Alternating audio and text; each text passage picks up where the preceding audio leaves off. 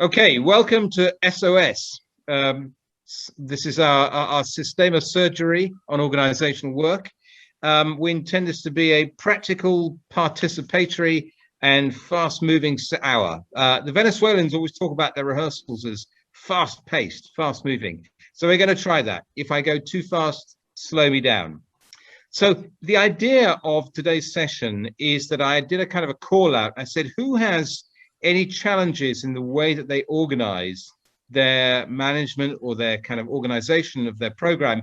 Send them in and we'll see what we can do about it. And the idea is that this is a real participatory thing. So all of us will work together looking at those issues.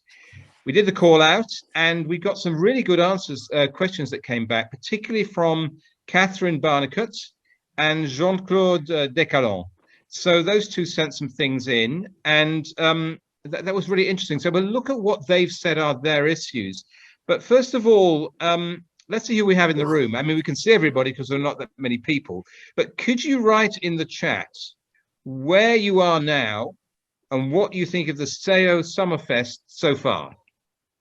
Then we'll see what's happening in the chat if there's anything there. So where are you at the moment? And what do you think of SummerFest? You can say anything. I'm bored. Or you can say it's great, whichever you feel. That's Tampere, Finland. Great work. I agree. Great work. No, there's been some really interesting things going. Hong Kong. Wow. I think. Hey, that's great. That's great. Really wonderful. There's somebody in from Hong Kong. Budapest. Hello, Attila. We may, yeah. So look. Oh, that's great. Hello. So we have a young member, and then we've got more from SummerFest. Has been great. Capitals. Very important subjects. So another thing I wanted to do, just to see who's in this room and hear about you, is that Elisabetta, I call her Super Elisabetta because she was everything so well organized. Definitely. She has got 3 polls ready for us. And so Elisabetta, could you put up your first poll? Okay, what type of role do you have in any Sistema social action program? You can check in with as many of these answers as you like. So just tick any of these that apply to you.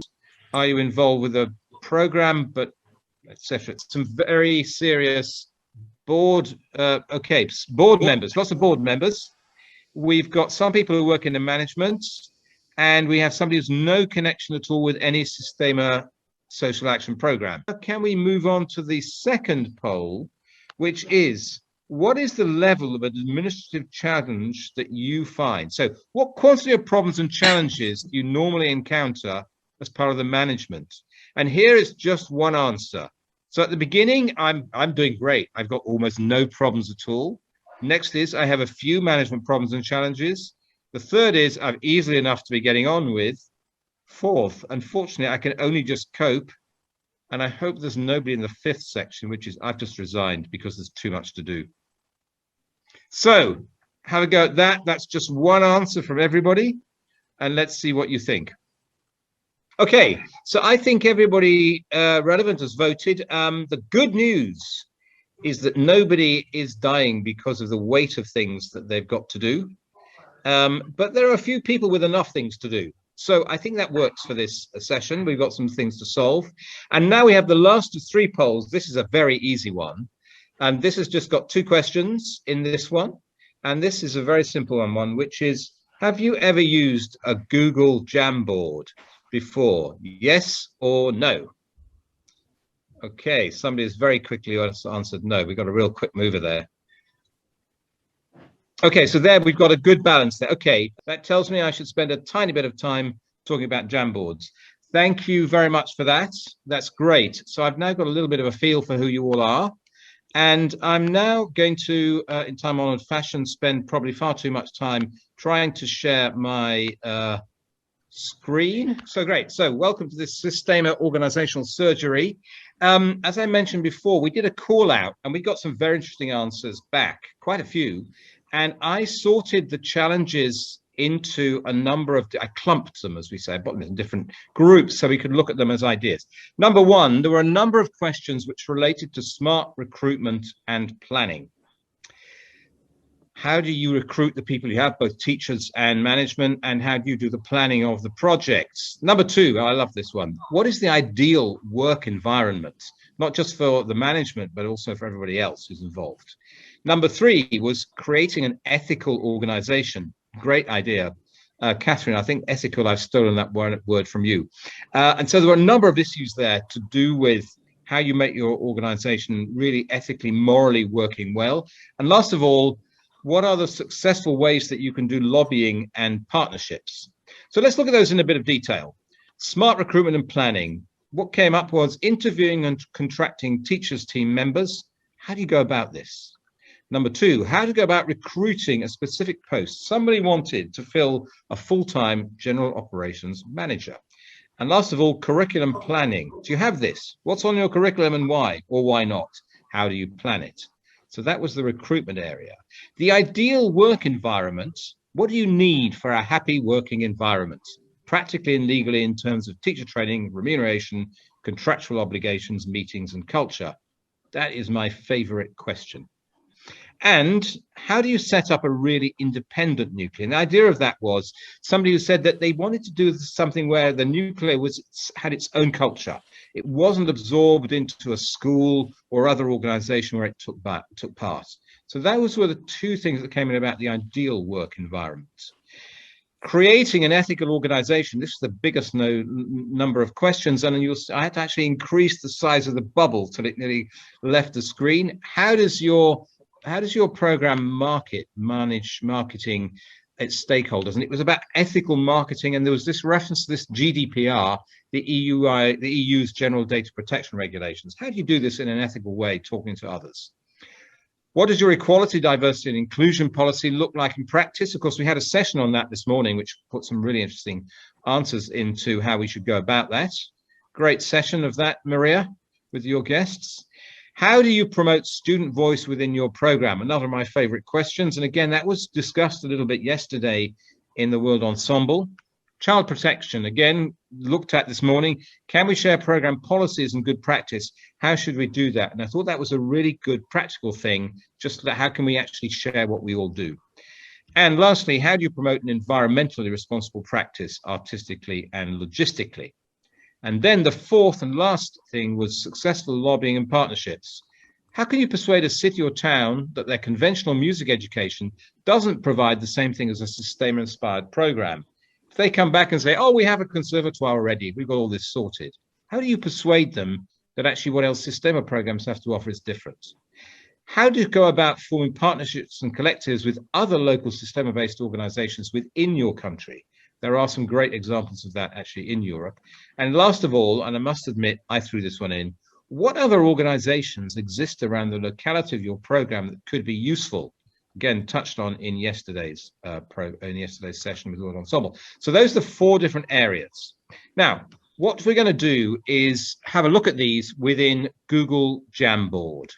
And in a while, I'm going to give you or rather, I think Elisabetta will give you in the chat, she'll put in this webpage link that will take you to our Google Jamboard. But first of all, I think what I'm going to do is just talk a little bit about Google Jamboard if you've not used it. Here are 3 useful Jamboard rules this afternoon. When you see the Jamboard, who's going to write on the Jamboard? If you're in a group, you should decide that between you. Who is going to structure the Jamboard? Are you all going to just put the pieces of paper on with your ideas together, or are you going to structure it so that somebody does that? And at the very end of it, there's going to be a report from whoever looks at the Jamboard. Who's going to do the report? A few of you or just one of you? Those are a few rules. I'm going to actually stop sharing my screen for a second. Here is, if you can see it, here is the set of Jamboards which are set up. So if you're not used to Jamboard, you'll be able to open this in your web browser, and within it you will find 4 different pages. First one is the recruitment and planning, and all I've done is to put the 3 questions which were placed into recruitment and planning. I've put them in there on the left, and you can do a number of things. You can press the sticky note, and then you can write something in there and save it, and then it will become a sticky note there. And you can also move it around. And if you press the 3 dots, you can edit it. duplicate it if you needed to, or delete it, which I'm going to do now because we don't need it. One other thing you might be able to want to do is just write text straight. So I press the text box, and then I've got a text box I can write in. Again, I'm going to get rid of that now. And so those are the major things I think that you can do with that. At the top here, you will see there's a little screen. It says 1 to 4. If you press the arrow on the right-hand side, it will take you to the second Jamboard, the work environment. And if you go and press the third one, you get to the creating an ethical organization. Again, I've got all the questions down the left ready for you. And the fourth one is the successful lobbying and partnerships. So back to that first one. So in a second, we're going to do what is the most difficult thing here, which is we're going to throw everybody into the various breakout rooms. Say it. What? Well, I think it's like you're talking like probably a repository. You know, like a repository. It's like it's really spelled like that. A repository means like where you store things. Yes. That you don't. It's like also when you have like data that you don't exactly know what to do with, you put them there for a while until you need. And it comes from the word rest in Latin, where you put things in repose, right? Okay. And you put them there until you need them. Maybe that's a possibility. I can write it in the chat. Might be. Or else I can write it in the already where we are in the. You can make a new note there. I can make a new note if you like a different color. I will. How do you like yellow? No, well, you will maybe blue for you. Maybe blue. Yeah. Okay, we're being recorded now. But I'm actually going to write one down here, which is ask your students regularly what they want. Okay, so that's the one there. So that's kind of to do with student voice. I'm going to put this here because it's kind of new area. Is there any other of these areas that look interesting for you? You know, environmental practice, safeguarding policies. Actually, we had a great safeguarding session this morning. I don't know whether you were at. That was mentioned by me at the first point. So we joined. Yeah. This ethical chart of. Actually, that is a great idea. Teachers. You know what I'm going to do is this is what I like about Jamboard. I think that's very powerful. Okay, let's make that bigger because I think that relates to everything. You could make an ethical charter for any of these areas. So I think that's really, really interesting. Yeah, I'm also going to put for this safeguarding. I'm going to put in an idea from this morning, which is check in or see the results. Whoops, of the safe. Sorry, I'm a very slow typist. And some people have been working there for 8 years. So, I mean, for time, it's, yeah. Mm-hmm. How about you? Because I think that if there is a new person coming to the organization, a young person particularly, but anybody, that what is important for this person is that there is a kind of mentor relationship or support relationship. Somebody who is already in that organization that could, in a way, help to integrate into the group, so that this new person is not isolated or too much separated from the rest. So creating the group of teachers that the need of belongingness will be satisfied. And another thing is that the need for competence is satisfied, so that there's someone giving positive feedback or supporting. And the third thing is that the person's autonomy need is satisfied that there's given some independence to the person also to develop or to organize the work. So the belongingness and competence and then this autonomy, they are the basic needs that should be satisfied when somebody is recruited. Now, first, belongingness, that the person feels belonging to the group of teachers, to the Sistema, the system, that he or she is not isolated, but is part of the core group. Belongingness is very important. But second is the competence, the sense of competence, so that there is, let's say, mentor or supervisor, somebody who gives a positive feedback to the new person. So that also helps to become a part of the system, but it gives self-confidence to work. And the third is autonomy, this feeling of freedom to organize one's own work, develop it, and so on. That it's not just rules and rules, but there are certain aspects in the work that the person can develop or personally affect or modify.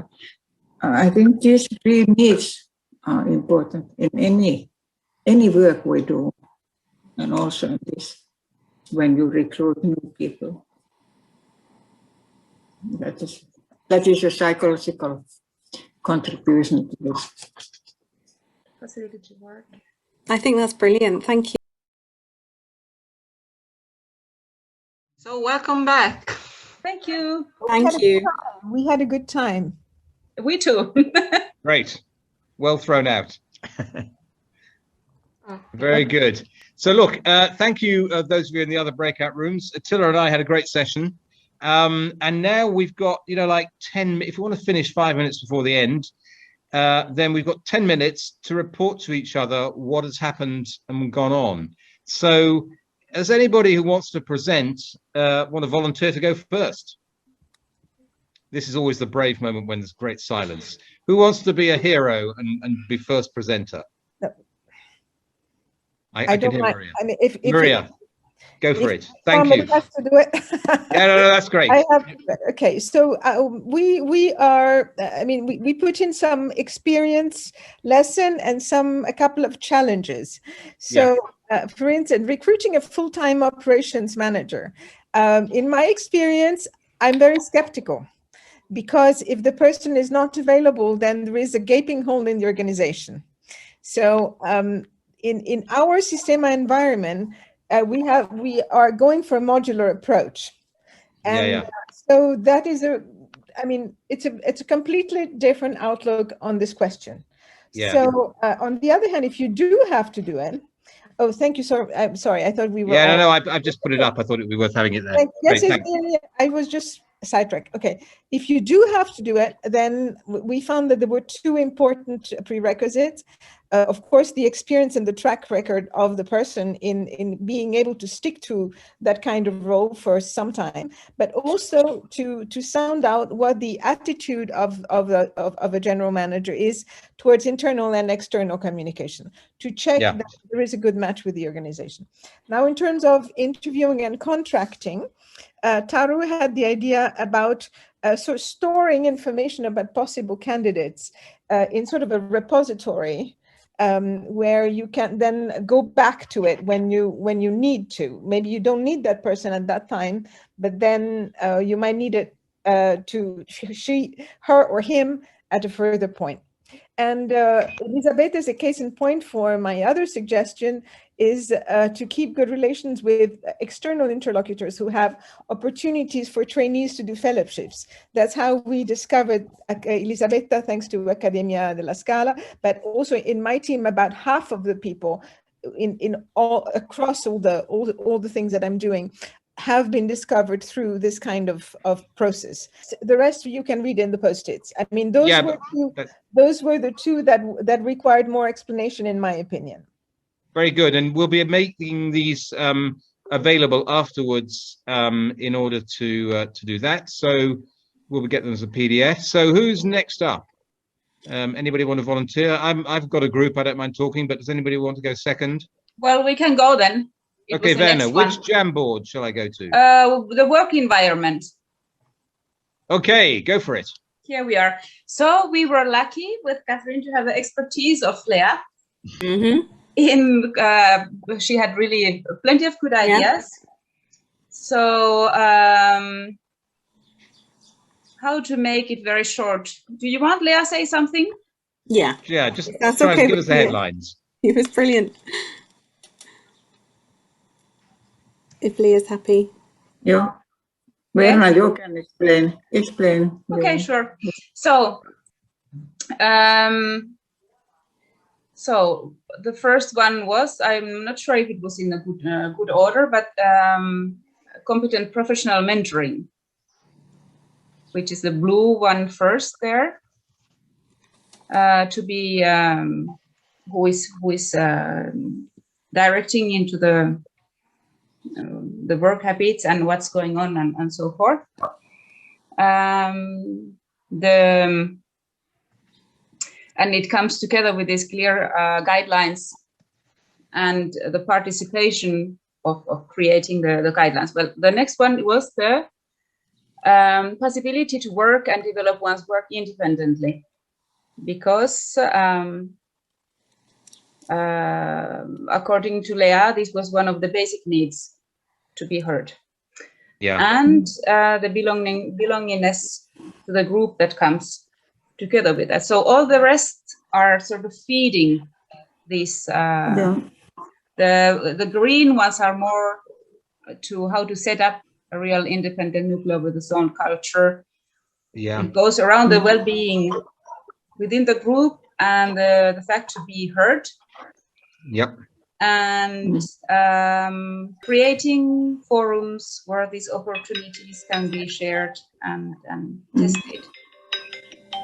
Great. If I can say a couple words in psychological terms, that there are 3 basic psychological needs. Everybody has them. One is belonging to a group.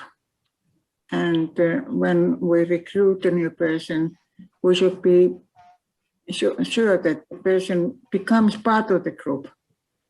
And second need is to feel competence. So it is good if a mentor can give some positive feedback about the performance, the teaching, what the person does, or so that and that's important. And third is to be to feel autonomy, freedom to do something in one's own way or develop new ideas, so that the whole system also develops when there are different contributions. So this belongingness, competence, and autonomy, they should be satisfied, and if it happens, then the person feels the environment nice. Great, that's really interesting. Your group had a very good luck to have somebody there to say those things. That's yes. Really interesting. I'm going to quickly go on to Jamboard 3, which was Attila and myself, and which is creating an ethical organization. He made a very good point, Attila, which is this is a challenging area of priorities for a new organization. He's in a new organization, and when you're new, actually, you're often concerned with survival. And so that's quite a challenge. But he came up with, I thought, what I consider the big message of this, which is the idea of an organization giving itself an ethical charter. Because, you know, these orange areas, which are all the way the questions were, you know, actually, they're all about being ethical. So a charter which the organization articulates and goes through the process of saying it is quite good. We also brought in a new area. Again, Attila suggested ethical teaching, which had not been And he was talking about to contact your local teaching union to make sure your teaching process is ethical according to their rules, and also that with the right teaching, teachers are naturally ethical in approach. There were two areas I put pink papers down because I thought actually there's a lot of very good answers from this morning's session. So the diversity, equity and inclusion policy in practice, I would suggest let's see the results from the session which Maria moderated this morning, which I thought had some really good stuff in, and also the safeguarding which Werner moderated. There are some really good concrete results from that. So I thought that those two sessions kind of answered those two questions. I was very interested in student voice and how you make that heard. And I always think the big thing, which again, the point was made yesterday in the World Ensemble session, is ask your students regularly what they want, what they think, what they feel about everything. So I think that quickly goes through what we've done. I'll stop sharing now because I think there wasn't anybody in Jamboard 4. So we'll make successful partnerships on another occasion. It's 24 minutes past 5. Thank you hugely for doing the session. I'm sorry if I pushed you at some points, but I know that I'll get wrapped over the knuckles if I don't finish by 25 past. So there's 5 minutes at least before now in the next session. That's great, really enjoyable. Any last comments from anybody else? I don't need to say anything. Well done, Marshall. Well done. I don't know anyone who could do it as efficiently. Oh, my God. Great. And Elzbieta, I see, has put a PDF already. That is the Jamboard, all the Jamboards you filled in, so you can watch, and you can always edit by using the link you have. So yeah, it's interesting. Anybody who's got, sorry to interrupt you. Yeah, anybody who has that link could just carry on the work there. So, you know, Attila and I were both agreeing that what we need to do is have a kind of whole day on quite a number of these issues separately. But for now, thank you very much for taking part. I hope you enjoyed the participation. See you at the next session. Thanks. Bye-bye. Bye-bye.